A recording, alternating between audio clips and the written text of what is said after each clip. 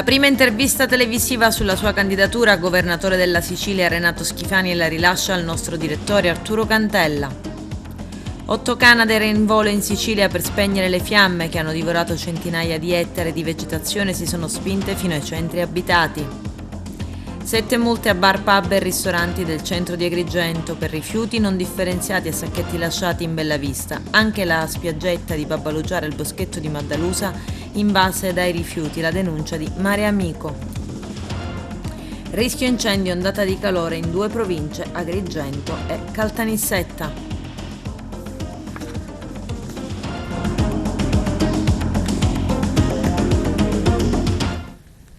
Bentrovati gentili telespettatori al nostro appuntamento con l'informazione. L'ex presidente del Senato Renato Schifani è pronto a correre per Palazzo d'Orleans.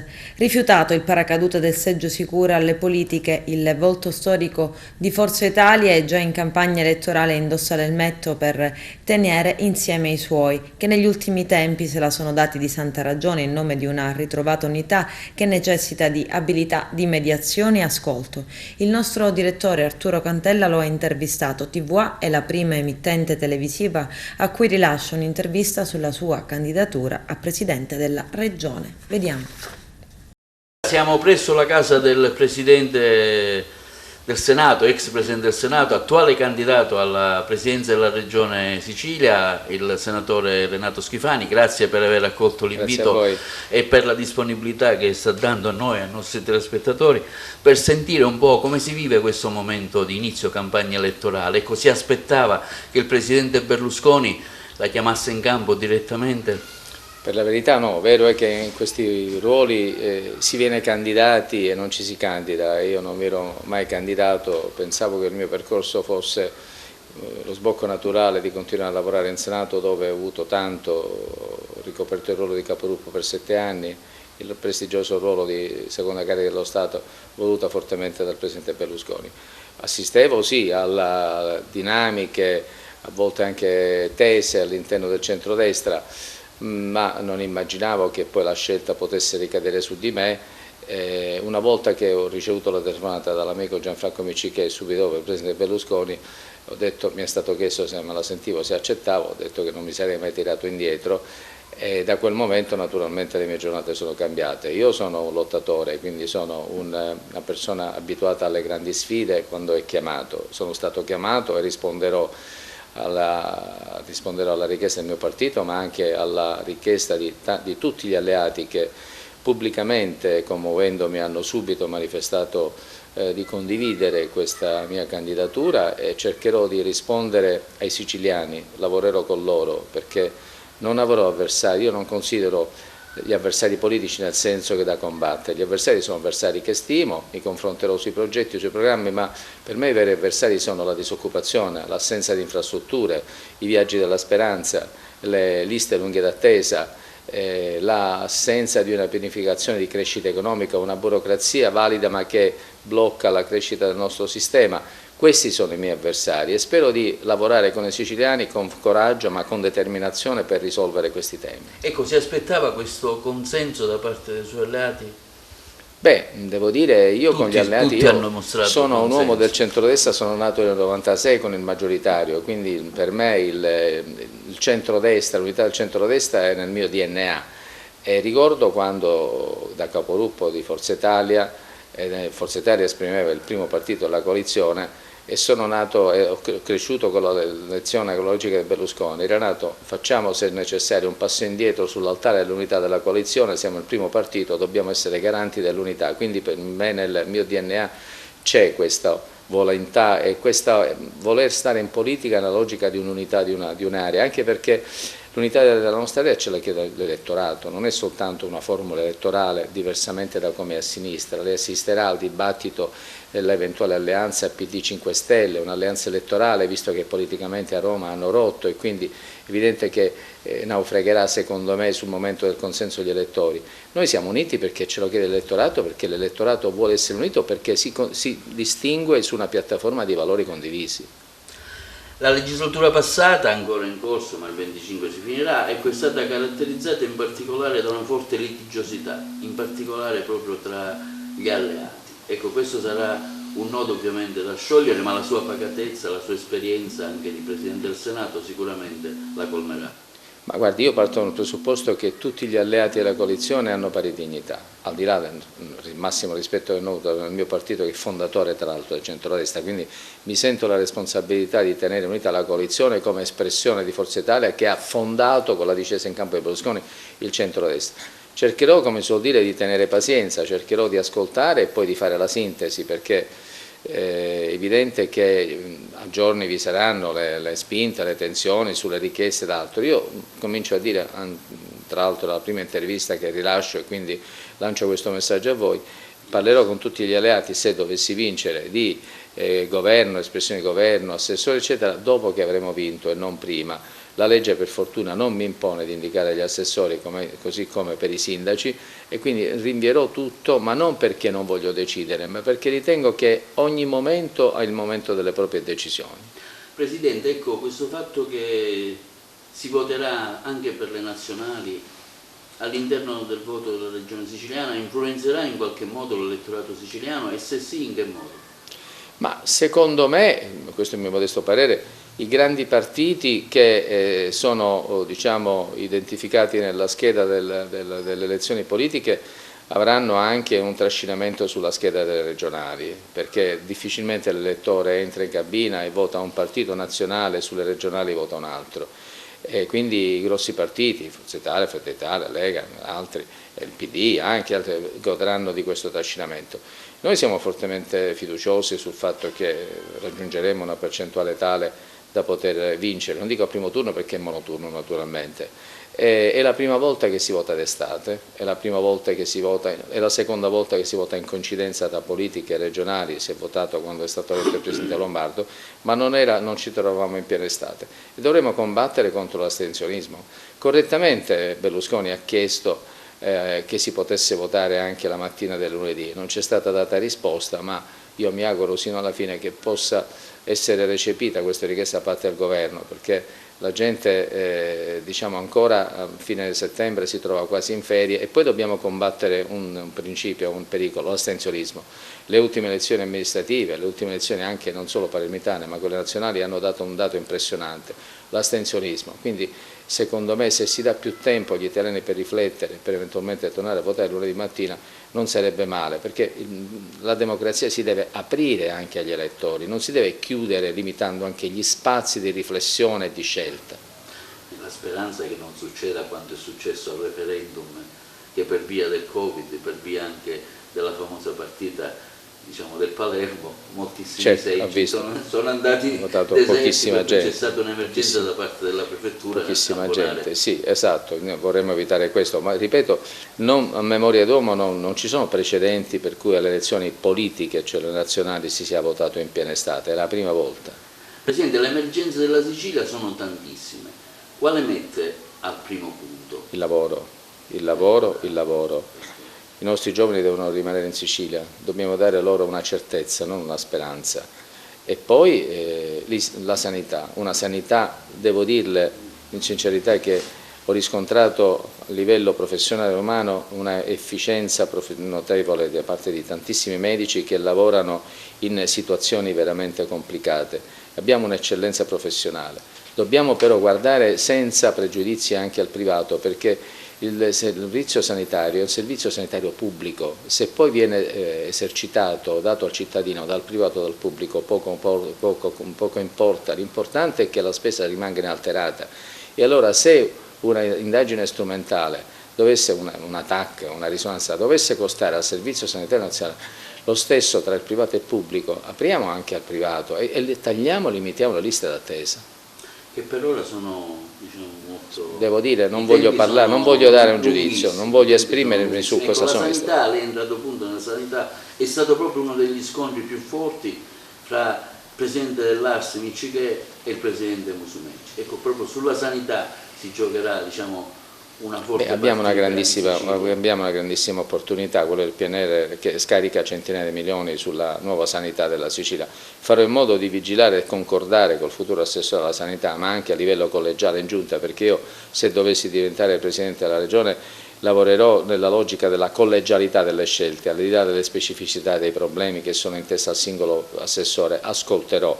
Perché ho imparato questo nella mia carriera politica, l'arte, la cosa dell'ascolto, ascoltare e poi decidere, mai arrivare ad una scelta in maniera prevenuta. Altro tema che vorrei permettermi di introdurre è quello dei rifiuti.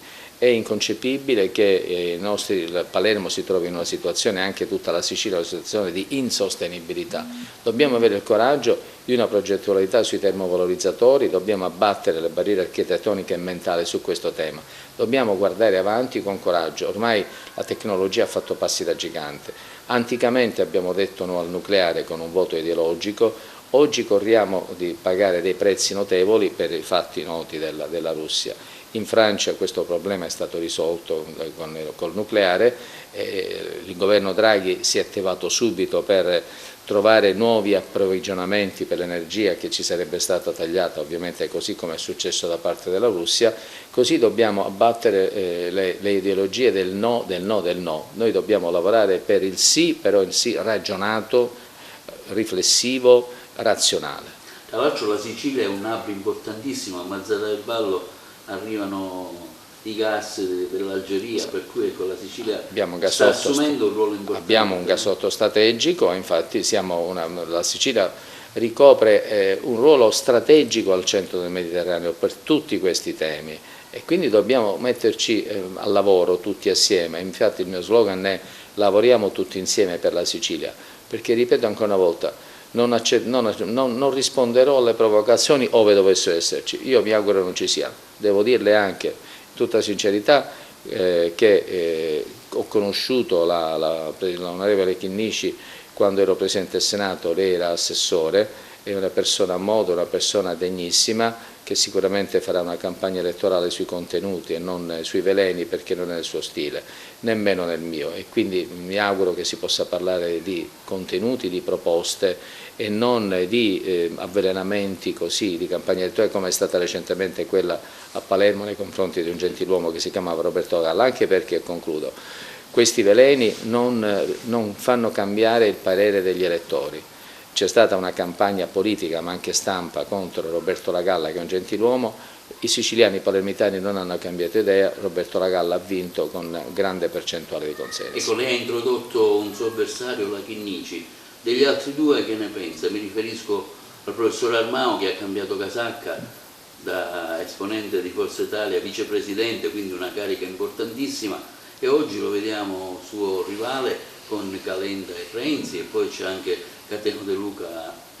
Io non do giudizi, si commentano da sé, non De Luca ci mancherebbe, ma quello che ha fatto Gaetano Armao non credo che abbia bisogno di mie valutazioni, sono fatti che si commentano da sé, non c'è molto da aggiungere. Presidente, vorrei tornare un attimo sulle grandi emergenze. Le grandi emergenze, si parla anche di acqua, lei parlava di rifiuti, ma di acqua ancora purtroppo assistiamo che in tanti comuni l'acqua non arriva o arriva dopo giorni. Abbiamo un sistema idrico bucato, cioè non si è attuata una politica di ripristino, di sistemazione, di realizzazione di nuove condutture idriche, e per cui tanta acqua l'abbiamo e tanta acqua si perde. Questa è una delle responsabilità di chi mi ha preceduto. Occorre con calma ma con convinzione attuare una cabina di regia, ma non la solita cabina di regia che fa e poi discute e non realizza, che affronti il problema idrico, perché è inconcepibile, inattuabile e non consentirò mai che in città piccole o grandi che sia manchi l'acqua. È un fatto da terzo mondo, seppur rispetto al terzo mondo per le sofferenze che vivono coloro i quali vivono in quelle terre. Terzo mondo, c'è anche la viabilità, purtroppo vediamo che le grandi città sono mal collegate, Agrigento addirittura con la strada Palermo-Agrigento è un disastro da diversi anni, nonostante i tentativi fatti da Musumeci, da Cancellieri, però noi per venire qua abbiamo impiegato sicuramente più tempo e poi è pericolosissima ancora, insomma non si riesce a sbloccare i cantieri, e penso anche alla viabilità, all'Agrigento, mi riferisco alla mia città dove vivo da anni, e ancora senza autostrada, questo collegamento fra la Castelvetrano e Gela se ne parla tanto. Io le faccio l'esempio anche di Palermo-Ragusa, che per arrivare da Palermo-Ragusa si impiegano 3 ore e mezzo. Io mi batterò perché, vede, uno dei motivi della lentezza della realizzazione di queste opere sono i contenziosi. E io da ex avvocato amministrativista cercherò di concordare con il futuro governo nazionale delle procedure di contenzioso immediato che non paralizzino la realizzazione dell'opera in presenza di fallimenti, in presenza di contenziosi, in presenza di stasi dei lavori dovuti a non condivisione sulla revisione prezzi ed altro. Occorre avere coraggio su questo. Io sono animato da forte determinazione e coraggio e, come si vuol dire, non mi fermerò dinanzi a problemi della burocrazia. La burocrazia assolve dei ruoli e devo dire che con la legge famosa Bassanini, la legge Bassanini ha dato alla burocrazia potere, lo sa, decisionale e alla politica invece potere di indirizzo. Bene, io chiederò alla burocrazia di assumersi le proprie responsabilità. Chi sbaglierà però verrà rimosso. Presidente, ultima domanda. Altro cancro della Sicilia è la mafia. Molti uomini dello Stato hanno perso purtroppo la vita. La mafia l'abbiamo combattuta. Noi chi le parla l'ha combattuta con le leggi, perché è stato il fautore della stabilizzazione del carcere duro nel 2002, porta la firma Schifani. L'inasprimento della norma sui sequestri del 2008 porta la firma Schifani. Attraverso questa norma i sequestri possono essere effettuati con più incisività perché la mafia si combatte aggredendola al cuore, cioè al patrimonio. Questo è, voglio dire, il frutto del mio impegno legislativo, che rimane alla storia naturalmente. So che la mafia non dimentica, ma non ho mai sbandierato io queste cose, ma so bene che siamo stati, grazie alla condivisione da parte del Presidente Berlusconi, lei ricorderà che in passato Piero Grasso era procuratore nazionale antimafia e a domanda sull'iniziativa di Berlusconi sull'antimafia ebbe a dire: in effetti a Berlusconi si potrebbe riconoscere l'Oscar dell'antimafia. Diceva la verità, perché queste due leggi delle quali le ho parlato portano la firma Berlusconi-Schifani ed io ne sono fiero. Presidente, ritorniamo al punto del ponte sullo Stretto. Parlavamo di viabilità, parlavamo di strade, parlavamo di terzo mondo. Ecco, sul ponte dello Stretto, Presidente Berlusconi, lei avete fatto tantissimo, poi c'è stato un triste epilogo. A fine 2006, il quinquennio di maggioranza dove ero capogruppo, avevamo lasciato una situazione: progetto approvato, appalto dato in pregiro, si stava per realizzare un'opera straordinaria. Perdiamo le elezioni per pochi voti, Prodi si insedia, in 90 giorni finisce tutto, viene addirittura cancellata e messa in liquidazione la società Ponte sullo Stretto. Questi sono fatti storici, per cui meritano poco commento, non è stato voluto. Prodi, succube dei Verdi, degli ambientalisti eccetera, ha azzerato quello che noi avevamo costruito in tanti anni, questo è giusto che la gente lo sappia. Ecco, lei per la Sicilia ha fatto tanto, se brevemente ci vuole riassumere alcune cose. Beh, ho fatto tanto per il territorio, ho dedicato tanto al mio territorio, ho fatto finanziare caserme dei carabinieri, palazzetti dello sport per i giovani, tanto per la Marineo Corleone, che per me è un simbolo perché Corleone naturalmente è una città. Ho fatto realizzare lo scorrimento veloce, una parte dello scorrimento veloce della Marineo Corleone, cioè, ho fatto opere che avessero un significato per un territorio che aveva bisogno della presenza dello Stato. Presidente, un motivo in più da dire ai nostri elettori per votarla? Beh, fidarsi della mia esperienza, del mio entusiasmo, del mio diciamo, equilibrio, della mia volontà di rimanere in Sicilia. Io ho rinunziato al cosiddetto paracadute, mi era stato proposto da parte del mio partito di essere capolista al Senato, come fu 4 anni e mezzo, e candidarmi alla presidenza della Regione per poter eventualmente, nel caso di sconfitta, andare in Senato. Io ho detto al mio partito: ringrazio, ma io ho sposato la Sicilia, mi gioco la partita per la mia terra, se vinco farò il presidente della Regione, se non vinco rimarrò nella mia terra. Presentati ad Agrigento i candidati della lista De Luca, sindaco di Sicilia. Arturo Cantella. Cateno De Luca oggi ad Agrigento per presentare le altre due liste, Sicilia Vera e Orgoglio Siculo, un obiettivo sicuramente da qui a 20 giorni raggiungibile. Quale pensa sarà appunto il traguardo che lei, Cateno De Luca, e le sue 3 liste otterrete alle prossime elezioni regionali? Noi siamo riusciti a mettere in piedi 3 ammiraglie del gruppo De Luca Sindaco di Sicilia, Sicilia Vera e Orgoglio Siculo. Queste sono le 3 liste principali presenti in tutte le 9 province e strutturate proprio per avere all'interno di queste liste il rappresentante al Parlamento siciliano.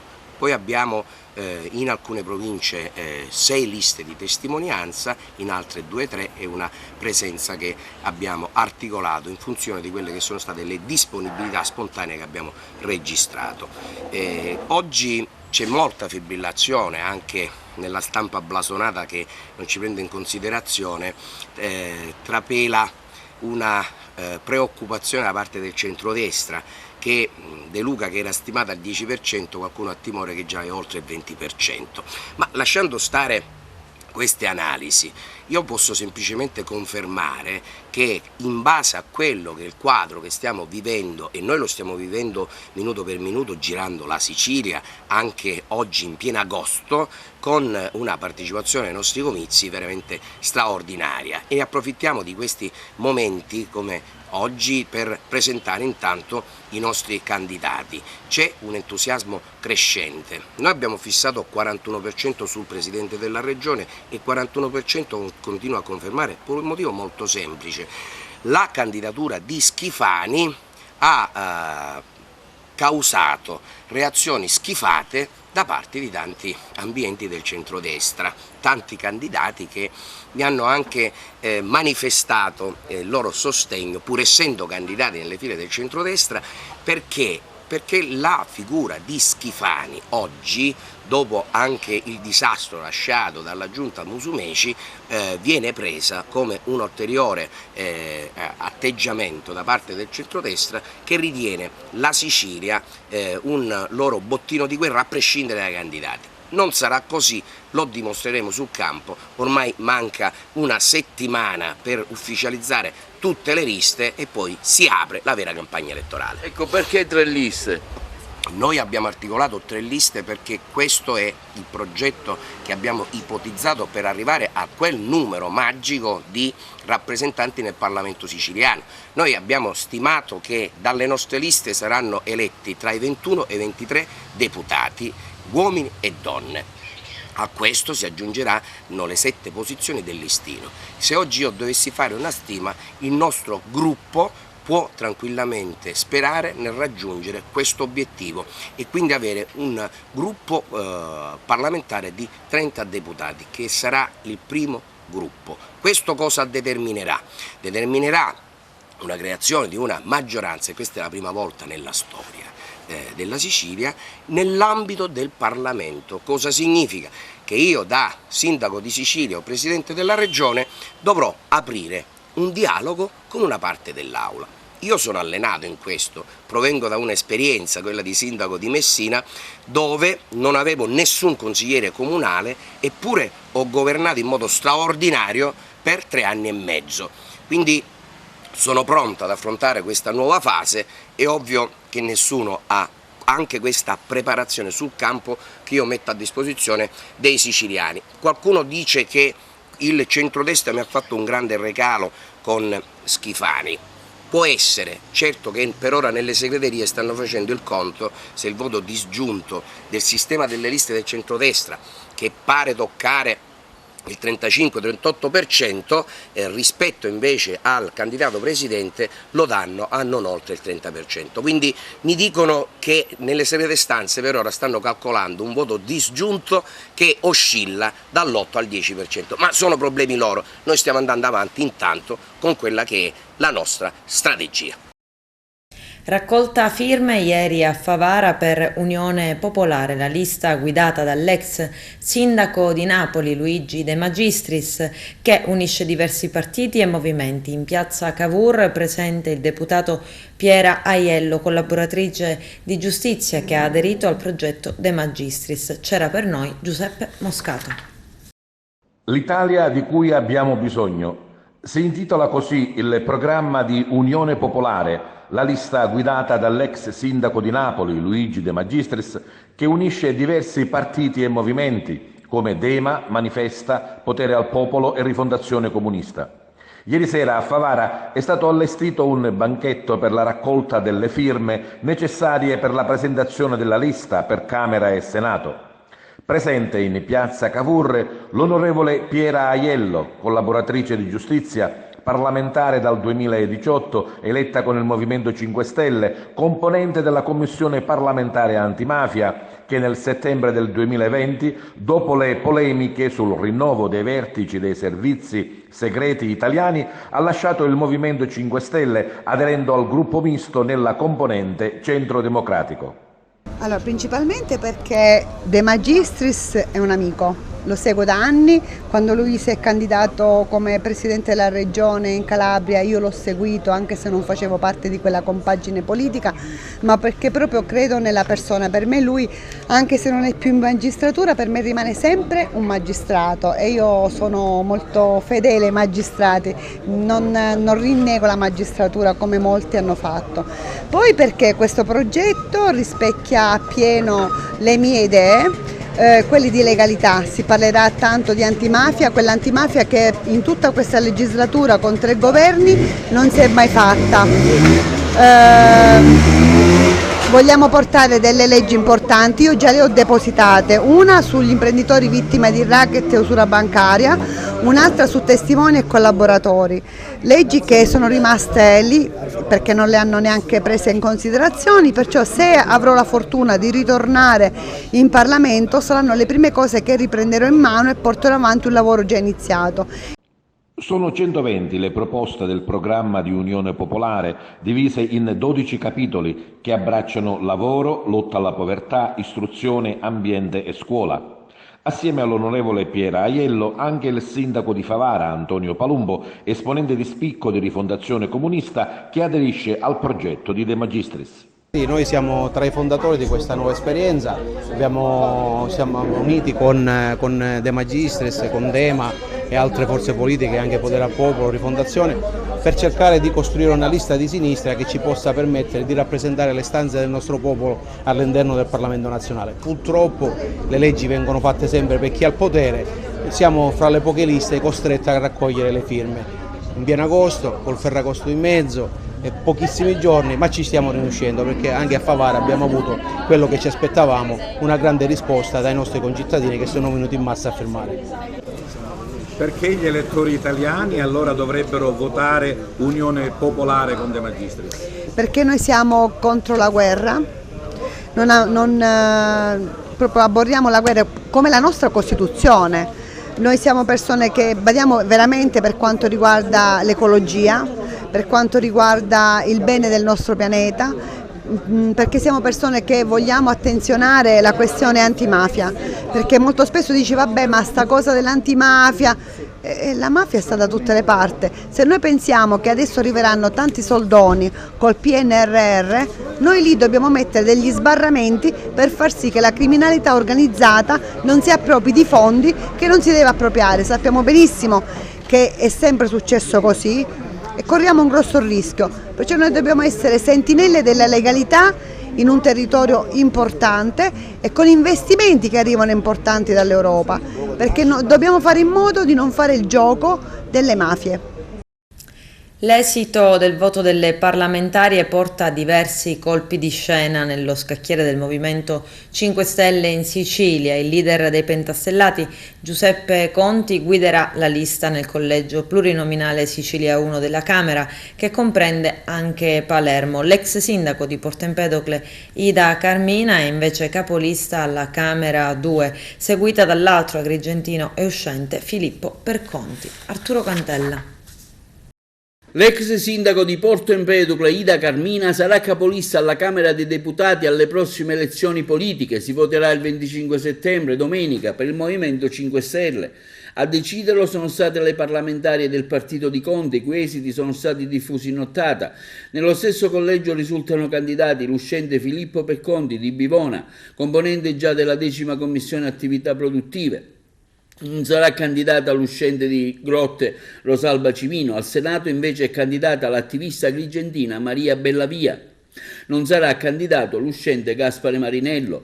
L'affluenza aveva segnato un record per le parlamentari. Alla consultazione hanno partecipato 50.014 persone, il dato più alto di sempre, mentre nelle precedenti consultazioni del 2018 hanno partecipato 39.000 persone, ma si votò per 2 giorni. Gli iscritti al Movimento 5 Stelle hanno approvato il listino di Conti. Nell'ambito delle parlamentarie di 5 Stelle hanno risposto in sì 43.282 persone, circa l'87% dei voti espressi. Hanno risposto no 6.732 persone, pari al 13,46% dei voti espressi. Per la Camera Giuseppe Conte è capolista nel plurinominale Sicilia 1, seguito da Valentina D'Orso. A seguire l'uscente Davide Aiello di Casseddaccia e Daniela Morfino. Primo dei candidati supplenti il palermitano Adriana Varrica. Aiello e Varrica sono stati più votati con 774 e 586 preferenze. Alla Camera Sicilia 2 ci sono, dicevamo, Ida Carmina, ex sindaco di Porto Empedocle, seguita dall'uscente Filippo Perconti di Bivona, Vito Martinciglio di Mazzara del Vallo, Dedalo Pignatone. Nella zona centro-orientale per il collegio Sicilia 201 capolista sarà l'uscente messinese Angela Raffa, seguono Salvatore Granata, Grazia D'Angelo e Alessandro Geraci. Nel collegio Sicilia 202 capolista il catanese Luciano Cantone, seguita da Matilde Montaudo, Gabriele Giuseppe Liuzzo e Carmela Scuderi. Nel collegio Sicilia 203 capolista il deputato uscente Filippo Scerra, seguito dall'ex parlamentare all'Ars Vanessa Ferreri e dall'altro parlamentare uscente Eugenio Saitte e Paolo Brullo. Al Senato per il collegio Sicilia 1 il capolista nel raggruppamento occidentale sarà l'ex procuratore generale di Palermo Roberto Scappinato, seguito da Chetti Damante, già deputata all'Ars. L'uscente Pietro Lorefice e Maria Bellavia Lorefice hanno ottenuto il record assoluto di voti, ben 1173. Al Senato Sicilia 2 il capolista sarà Barbara Floridia, dietro di lei Giuseppe Pisani, Cinzia Amato e l'ex sindaco di Ragusa Federico Piccitto. Adesso c'è la pubblicità, a tra poco vi aspetto. Residenti evacuati nella notte nelle colline attorno a Palermo a causa di diversi incendi che hanno minacciato ville e abitazioni. Chiusa la A19, cenere e forti odori di bruciato anche in centro città. Questa mattina le fiamme di nuovo divampate su Monte Grifone. Arturo Cantella. Una lunga notte di fuoco ieri a Palermo, i residenti sono stati evacuati nella notte nelle colline vicino alla capitale della Sicilia a causa di diversi incendi che hanno minacciato ville e abitazioni. Località come Poggio Ridente, Poggio San Francesco e ancora Nelo Nuovo, nelle zone di Boccaldifalco e Borgo Nuovo nei pressi della discarica Bellolampo. A Poggio Ridente, in una zona residenziale che domina il capoluogo palermitano, alcune ville sono state fatte evacuare. Poi, dopo l'intervento dei vigili del fuoco e della forestale, i residenti sono rientrati nelle proprie abitazioni. Cenere e forte odore di bruciato anche in centro città. Questa mattina le fiamme si sono di nuovo divampate su Monte Grifone e interverranno sicuramente i mezzi aerei, come già hanno fatto ieri per tutta la giornata, e provenienti da diversi comuni della provincia, ma anche fuori dalla Sicilia. Nella notte è stata chiusa nuovamente la A19 tra Termini Imerese e Trabia, diversi gli incendi appiccati nella zona dopo lunghissime code di alcuni chilometri che si erano addirittura formati all'ingresso dell'autostrada da Palermo per un rogo nella zona di via Giavar. Incendi ovunque, insomma. Contrada Cortevecchia, Contrada Pistavecchia, Bornone, Rocco Nuovo, Ozman. Siamo tutti fuori per dare sostegno ai cittadini, con il fuoco a pochi passi da noi. Un vero incubo, con chiamate che si incorrevano e che ci segnalavano sempre nuovi principi di incendio in zone sempre diverse. Così scrive il sindaco di Termini Imerese Maria Terranova. Abbiamo anche attivato il centro operativo avanzato, un centro operativo che ho voluto costruire direttamente su luoghi interessati dagli incendi. Intanto la Sicilia continua a bruciare. Oltre il rogo di Pantelleria si è registrato il record di focolai nella nostra isola. Dalle prime luci del giorno quasi l'intera flotta aerea dello Stato è stata impegnata proprio nella nostra regione per le operazioni di spegnimento, quindi non solo a Palermo nella giornata di ieri. Su un totale di 21 richieste di intervento nazionale ricevuti dal Centro Operativo Aereo Unificato COAU, 17 sono pervenute proprio dalla sala operativa del Corpo Forestale della Regione Siciliana a Palermo, più di 14 gli equipaggi dei Canadair impegnati nell'isola, a cui vanno aggiunti 10 elicotteri della flotta regionale. Da una prima stima approssimativa sono andati in fumo circa 300 ettari di aree non boscate e 56 ettari di aree boschive, per un totale di 346 ettari. Insomma, in Sicilia circa 130 gli incendi registrati e 15 focolai solo a Palermo.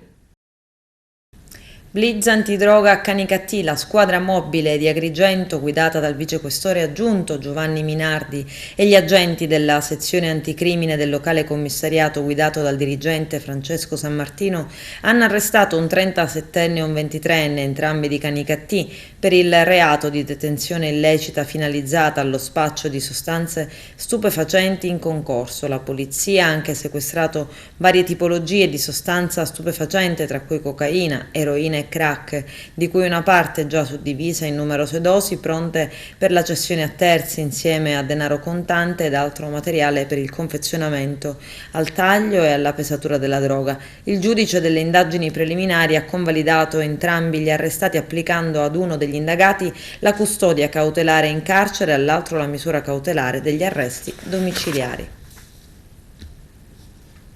Calci e pugni per sottrargli il borsello con all'interno 150 euro, accaduto a Canicattì, dove due malviventi hanno aggredito un giovane immigrato, 27 anni, residente nel centro dell'Agrigentino, bracciante agricolo, riuscendo a portargli via il portafoglio. Poi la fuga a piedi. Il ragazzo, stordito e scioccato, ha avuto comunque la forza di chiamare i carabinieri e denunciare l'accaduto, fornendo alcuni dettagli utili per risalire all'identità dei due aggressori. Sul posto poi anche il personale medico.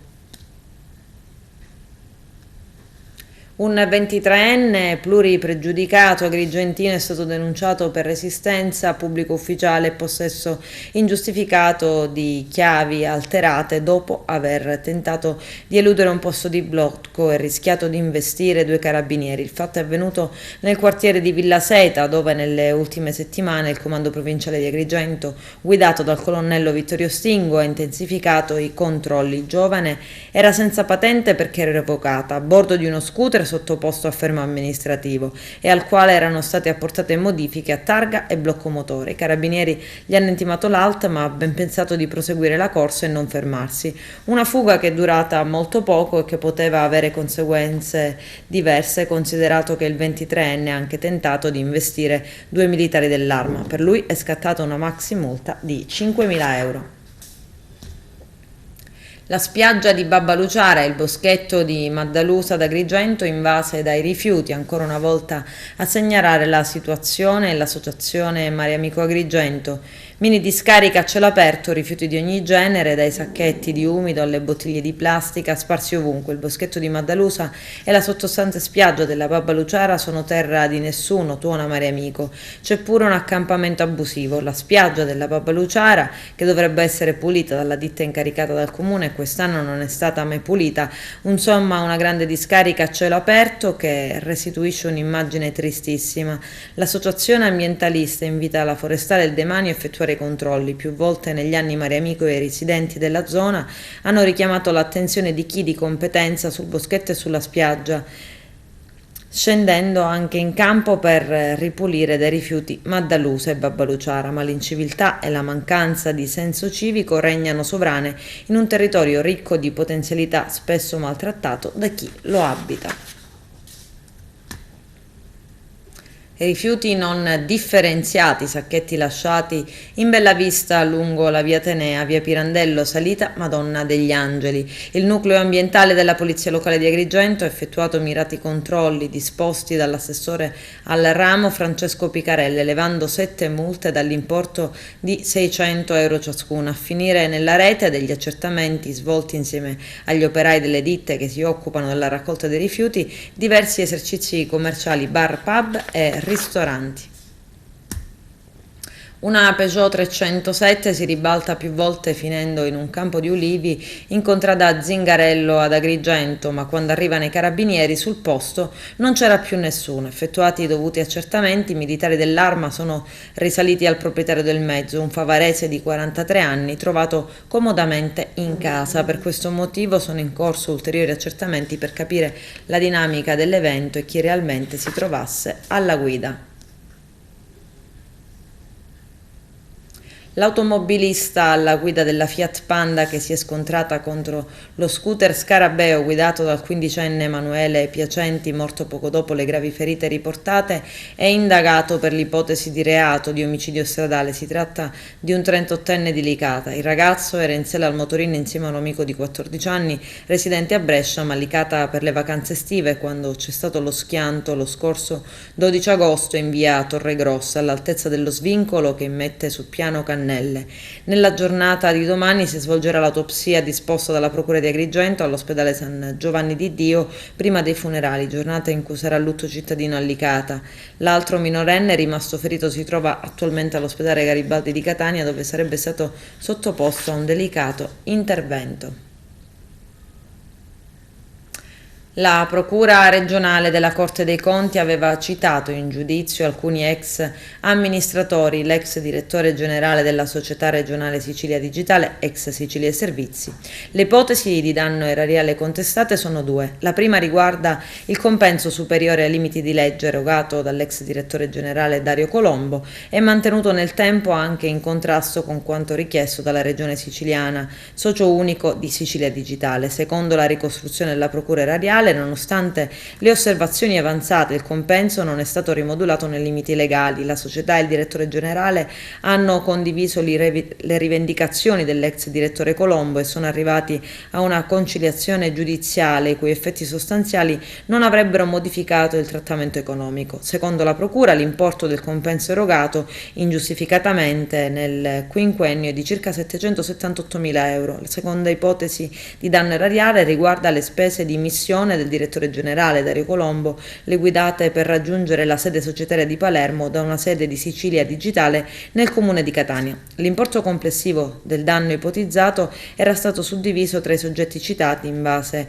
all'apporto causale nell'intera vicenda. In particolare erano stati citati per complessivi 828.000 euro gli amministratori pro tempore Antonino Ingroia, Dario Corona, Massimo Dell'Utile e il direttore generale pro tempore Dario Colombo per 244.809 euro. Per Ingroia e Colombo i giudici hanno accertato il danno erariale.